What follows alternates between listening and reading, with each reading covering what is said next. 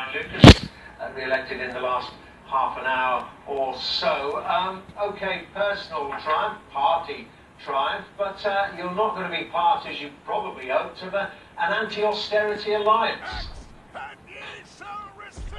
Well, I think the results nationally just show that the politics of fear have sadly outweighed the politics of hope.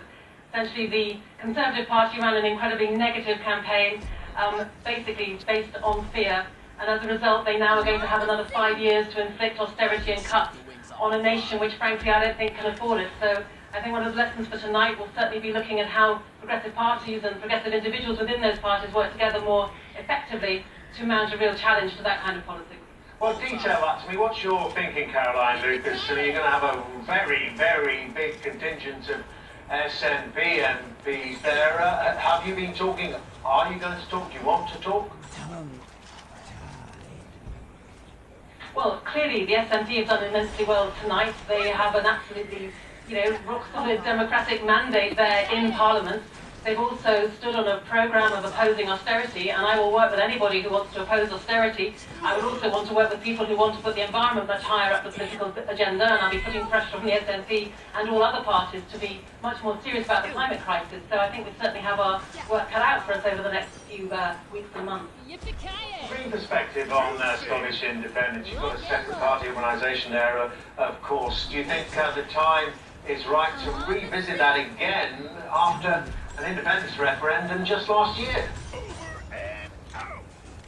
I don't think that there's any likelihood at all of revisiting that subject again. Nicola Sturgeon has said very clearly that this election was nothing to do with Scottish independence. And so I think rather than bringing up that again, what we ought to be looking at is where there is common cause for progressives to work together to oppose the really, frankly, awful cuts that this government is planning. We know that they've got £12 billion of further cuts to the welfare budget, for example. That is where I would like to be working with the SNP, with Clyde, with anyone else I can find as common cause in Parliament to try to oppose those kinds of policies. Well, if you can't muster the numbers in Parliament, though, to block any legislation that may be coming, does part of that fight, that anti-austerity fight, have to take to the streets, so to speak, more direct action?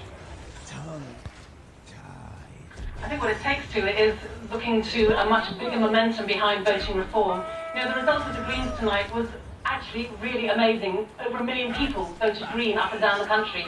We had a solid second in 4 other constituencies. And yet, in spite of those 1 million votes, we have just 1 seat. I think as more and more people recognise the discrepancy for a reform to our broken, decrepit voting system.